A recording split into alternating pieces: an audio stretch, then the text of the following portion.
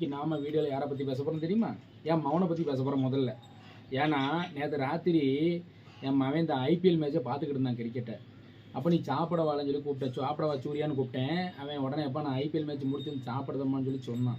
சரி ரைட்டு சாப்பிட வரோன்னு பார்த்தா கொஞ்ச நேரம் கழிச்சு வந்து கட்டில் டம்முன்னு தலைவணிக்கு எரிஞ்சான், குப்பரை வந்துட்டு படுத்துக்கிட்டான். என்ன பற்றி ஆத்தான்னு எதுக்கே இப்படி படுத்துருக்கேன்னு கேட்கேன். ஐபிஎல்லில் சென்னை தோந்து போச்சு, எனக்கு சோறு வேணா ஒன்று வேணா போப்பாங்க. நான் என்ன சொல்லுவேன்னா, என் மவன் மட்டும் இல்லை, நிறைய பிள்ளைகள் நிறைய பேர் இப்படி தான் இருக்கியா. ஐபிஎல்லில் சென்னை தோந்து போச்சுன்னா என்ன, இந்த மேட்ச் தோந்தா அடுத்த மேட்ச் ஜெயிக்க போகிறாங்க. நீங்கள் சாப்பிடாம பட்னியாக கிடந்தீங்கன்னா உங்களுக்கு தான் அல்சர் வரும், பிரச்சனை வரும்ல.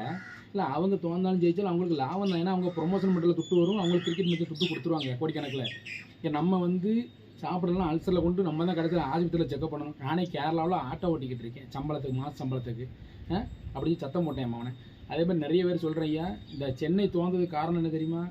நிறைய புது பேட்ஸ்மேனை கொண்டு இறக்கிருக்கே உள்ள, அவளுக்கு விளையாடவே தெரியல. ஒரு 3-2 ரன்னு டக் அவுட்டில் போயிருந்தாங்க.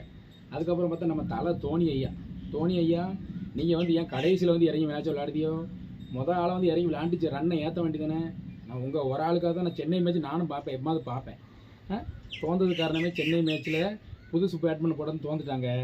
அதனால் வந்து சென்னை ஜெயிக்குமா பெங்களூர் ஜெயிக்குமான்னு ஜெயிச்சா அவங்க மாறி மாறி ஜெயிப்பாங்க தோப்பாங்க. இனி அடுத்தடுத்து வரக்கூடிய மேட்ச்சில் சென்னை ஜெயிக்குமாங்கிறத நம்ம வீடியோ ஃபுல்லாக பார்ப்போம், எல்லாத்துலேயும் பார்ப்போம் சரியா. அதனால் இந்த பிள்ளைகளை வெயில் நேரமாக இருக்குது, நல்ல ஜூஸு வாங்கி குடிங்க, உடம்பை பார்த்துக்கோங்க. கிரிக்கெட் உட்காந்து பரீட்சை வேறு வருது இப்போ பிள்ளைகளுக்கு போகிறான்.